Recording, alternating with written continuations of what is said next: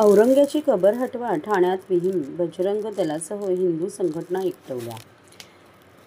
उझबेकिस्तानातून आलेल्या क्रूरकर्मा औरंगजेबाची कबर छत्रपती संभाजीनगरमधून हटवण्यात यावी यासाठी विश्व हिंदू परिषद, बजरंग दल आणि हिंदू संघटनांकडून राज्यभर निदर्शने करण्यात आली। सोमवारी 17 मार्च ठाणे जिल्हाधिकारी कार्यालयाबाहेर देखील विश्व हिंदू परिषद, बजरंग दल व अन्य हिंदू संघटनांनी भगवे ध्वज फडकवत जोरदार घोषणाबाजी करून निदर्शने केली। औरंग्या अहिल्यादेवी नगर येथे मेला व नंतर त्याचे प्रेत काढून ते छत्रपती संभाजीनगर येथे पुरून त्या ठिकाणी त्याची कबर उभारण्यात आली। ही कबर म्हणजे गुलामगिरीचे चिन्ह आहे, तेव्हा ती कबर तेथून हटवून तेथील सुरक्षा देखील काढण्यात यावी अशी मागणी करून आंदोलकांनी मुख्यमंत्री देवेंद्र फडणवीस यांच्या नावे निवेदन जिल्हाधिकारी अशोक शिंगारे यांच्याकडे सुपूर्द केले।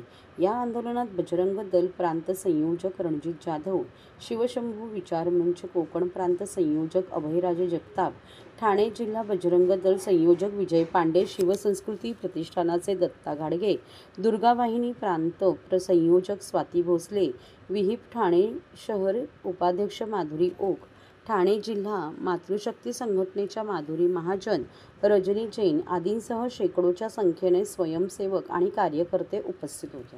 जय जय जय जय जय शिवाजी, महादेव महादेव महादेव, जय जय जय जय जय शिवाजी। नाव रणजित भीमराव जाधव, कोकण प्रांत बजरंग दल संयोजक म्हणून जबाबदारी आहे। औरंगजेबाची जी कबर छत्रपती संभाजीनगरमध्ये आहे, विश्व हिंदू परिषद बजरंग दलाचं म्हणणं असं आहे की औरंगजेबाचा आदर्श कोणीही या भारत देशात मानत नाही। छत्रपती शिवाजी महाराज, छत्रपती संभाजी महाराजांचा आदर्श आम्ही मानतो आहोत। उझबेकिस्तानमधून आलेल्या क्रूर औरंगजेबाची कबर छत्रपती संभाजीनगरमध्ये असण्याची आवश्यकता नाही। आतापर्यंत खपवून घेतली, इथून पुढे खपवून घेणार नाही। आणि सरकारला आमची विनंती आहे की त्वरित ती कबर संविधानात्मक मार्गाने काढून घेण्यात यावी आणि ती जागा रिकामी करण्यात यावी। तिथे सुरक्षेची सुद्धा आवश्यकता नाही। केंद्राने त्यांना जी सुरक्षा दिली, आमची केंद्र सरकारला सुद्धा मागणी हीच आहे की ती सुरक्षा काढून घ्यावी, कारण तिथे असं काही खूप महत्त्वाचा मौल्यवान ठेवा नाहीये।